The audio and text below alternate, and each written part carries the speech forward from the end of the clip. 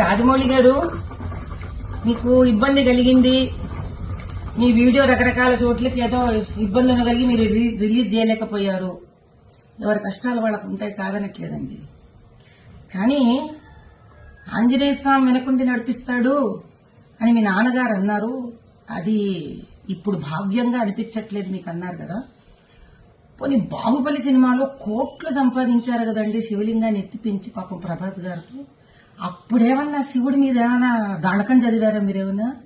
ఏ శివాలయానికి ఏమన్నా దాన ధర్మాలు చేశారా? ఆ రోజు చేసింది లేదు, ఈ రోజు తిట్టుకోవడం ఎందుకండి ఆంజనేయ స్వామిని చెప్పండి.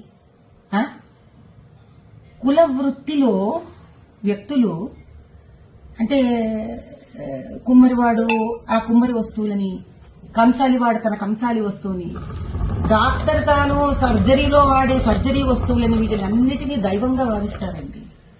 భగవంతుడు డబ్బు సంపాదనకి వాడుకోండి, కాదనట్లేదు.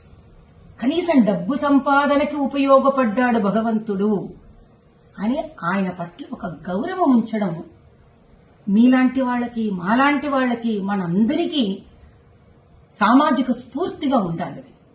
ఎందుకంటే ప్రజలు మనని చూసి మన మాట విని చైతన్యవంతమవుతారు.